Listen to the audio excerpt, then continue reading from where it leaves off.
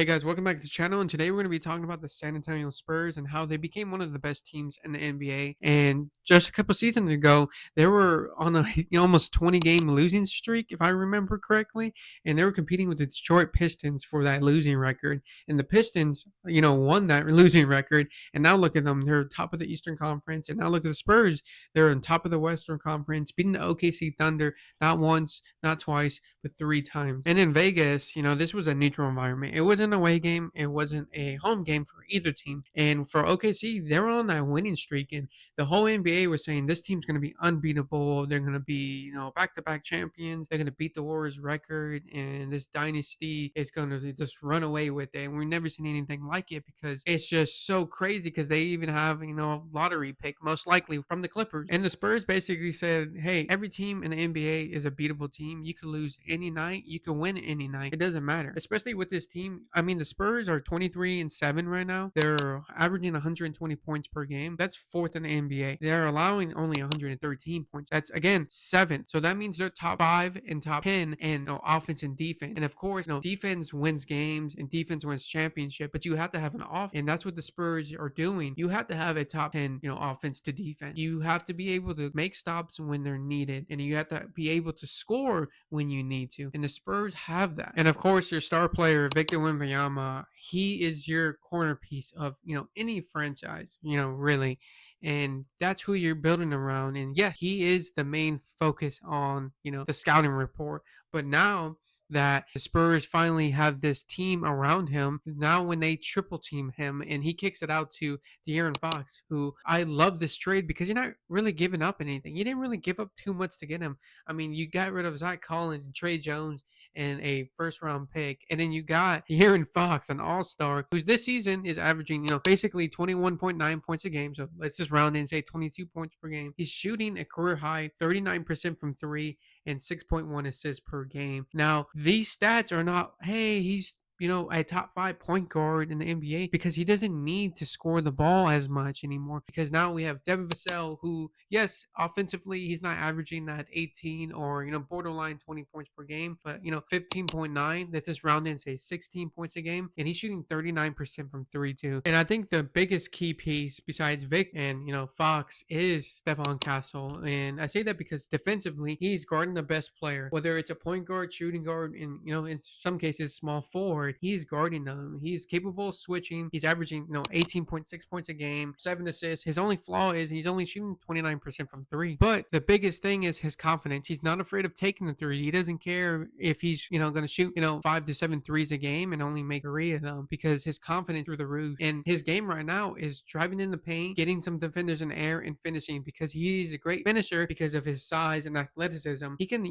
jump through the roof. I mean, we've seen, Vic throw alley oops to him. We've seen Fox throw alley oops. We've seen putback dunk from, this point guard shooting guard combo of Stephon Castle. And then you have Julian Champagnie, who everyone was like, who is this guy? The Spurs extended and they're just throwing out money to anyone. I mean, he's averaging 10 points a game. He's shooting, 35% from three. And realistically, he's going to finish the season around, 37 to 38% from three once he finds his groove. I know in the beginning of the season, he found it more and now he's kind of being a little streaky, but he's going to find his groove. And he's a relatively good defender too. And he's on a decent contract. And you need to have these guys who can come in, defend, and just shoot threes and space the floor and nothing else. And that's what Julian Champagnie does. And then you got Mr. 100 himself, Harrison Barnes, who's averaging 13 points a game and 40% from three. And he is the perfect 3-and-D player. This is who we thought Jeremy Sohan was going to turn into. And I really hope Jeremy Sohan's taking notes and learning from Harrison Barnes and seeing how he plays the game of basketball with Victor Wembanyama and De'Aaron Fox, Stephon Castle, these players, because Jeremy Sohan has to know, hey, we don't need someone who's going to average, another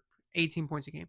We need someone who's going to average, 10 to 14 points a game and shoot 35 to 40% from three. And that's what Harrison Barnes does. And I absolutely love it. Of course, in the NBA Cup, the championship he shot, terrible. And a lot of people are saying, well, he always does that on the biggest stage in the playoffs, the NBA Finals with the Warriors and, the Kings. And Yes, maybe that is the case, but in the regular season right now, he is shooting the lights out. He's the perfect role player next to Vic and Fox and everyone on the floor. They are a plus when he's on the court, and I absolutely love Harrison Barnes, and I hope they do extend him because yes, he can be that veteran for Jeremy Sohan and KJ and Dylan Harper. And I think one of the best moves that the Spurs did was signing Luke Cornett. He's only averaging 8 points a game, 6.5 rebounds, and 1.4 blocks per game. But if you're a Spurs fan or just a basketball fan in general, especially if you're a Celtics fan, you know that his intangibles were the reason why you wanted him on your team and you wanted to keep him. But obviously you couldn't afford that. You didn't want to go over the salary cap and pay a bunch of money for a team that's really not going to be a championship team. And the Spurs saw an opportunity and said, hey, we know we could have this guy on our team to help Vic out. We thought Zach Collins was going to do that, but he didn't. And we really love what Luke Cornett does. He's a great screen setter. He could set screens to get Stephon Castle more space, De'Aaron Fox more space, Dylan Harper more space, even Devin Vassell. And that's what you want him. Second chance opportunities.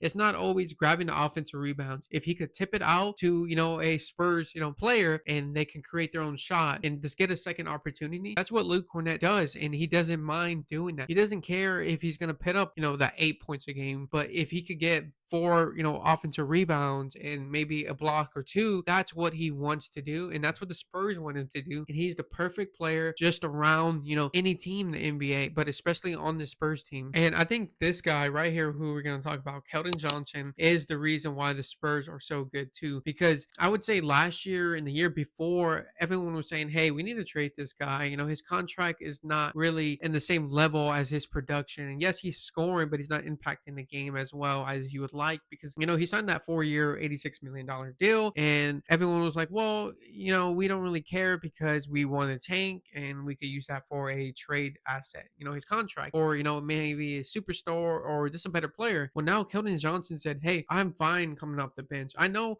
I can average 20 points per game, and he has before, obviously before Vic, but he's like, hey, I will come off the bench and I will make an impact. I mean, we've seen it with this Spurs team. I mean, obviously Ginobili is the best bench player you could say in NBA history, but obviously in the Spurs history. And he's saying if he's willing to do that, I'm willing to do that, and he's embraced that role. I feel like he needs to be considered in that sixth man of the category. I mean, he's averaging 12.9 points a game, so we can run that and say 13 points a game, 6.4 rebounds, and he is shooting 39% from three. And the last guy we're going to talk about that's making a real impact is Dylan Harper. Yes, he's a rookie and he's only 19 years old, but he's not playing like it. I mean, we've seen De'Aaron Fox talk about Dylan Harper, and hey, this guy's playing like he's 2-3 years in the league. I didn't even learn this until I was 3 years in the league. Dylan Harper, he's only averaging 12.2 points a game, 3.9 assists, 3 rebounds. Yes, he is shooting 27% from three, and that was his biggest flaw coming into the NBA. And I think he's going to be one of the best finishers around the league, if not next year, the year after. And it's just because if you look at his game, he's always in the paint. He's a big guard. He's around 6'5" to 6'6", and he's great at finishing with both hands. And we saw that game winner against the Pelicans a couple weeks ago. And yes, it was against maybe a bad Pelicans team that doesn't really have a rim protector, but he finished with his offhand. I mean, he's a lefty, but when he finished with that right hand around the rim, it just looks so natural, and he's not afraid of taking big shots, especially when the Spurs basically had De'Aaron Fox, who is a clutch player down the stretch, and they had Stephon Castle, they have Devin Vassell, Keldon Johnson. I was just like, there's no way they're going to give it to a 19-year-old rookie that's not really great at shooting the ball, and that hasn't really been in the situation. But the Spurs ran that play for him, and it worked out. And if you look at the San Antonio Spurs as a team, they are shooting 36% from three. That's 8th in the NBA. So they are a top 10 in threes. And this NBA, you have to be able to shoot the three. You cannot, be able to make a playoff series competitive if you cannot shoot the three. It doesn't matter what your defense looks like. You have to be able to score the ball, especially from the perimeter in this NBA. And they're shooting, 57% from twos. That's 4th in the NBA. So again, top 5 in scoring from twos in this NBA. So not only can they space the floor, they are great at finishing, around the rim in the mid range. And as a team, they're shooting 79% from the free throws, and that's currently 12th in the NBA. And I think they need to finish at least top 10 in the NBA in free throw makes. And I say that because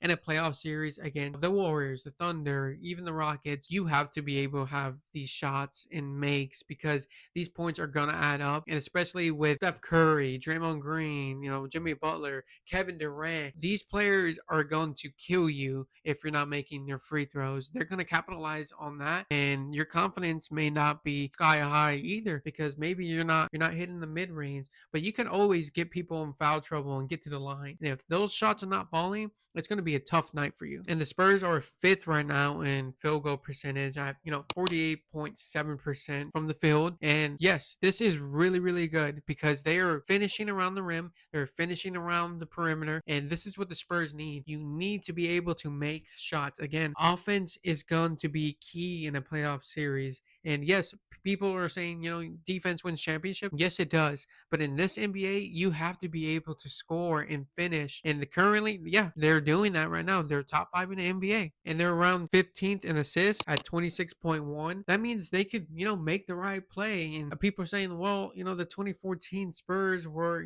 first in assists. Well, it is 2025, 2026. It doesn't matter who's doing that anymore as long as you're scoring. And this is an up pace, game now. And they're not afraid of saying, hey, here's the ball, create your own shot, kick it out if you need to. Let's run some plays. And they can do that. So right now, I would say this is not really a problem because they have three ball handlers that can create and get others involved. And Spurs right now, averaging only 4.8 blocks a game. Again, that's 15th in the NBA. And obviously with Vic's minute restrictions, that's kind of, hurting the block percentage. And again, I'm not really concerned about that because when he's playing 36 minutes or, maybe even more minutes, he's making more of an impact. I mean, we saw it with the Thunder when he was playing maybe even 22 to 26 minutes. No one really wanted to contest, Vic because they were like, oh, he's going to block. And with more minutes, it's going to create more help defense and more blocks and more steals. And I just love it overall that the Spurs are still top 20 in the league in blocks, even with Vic's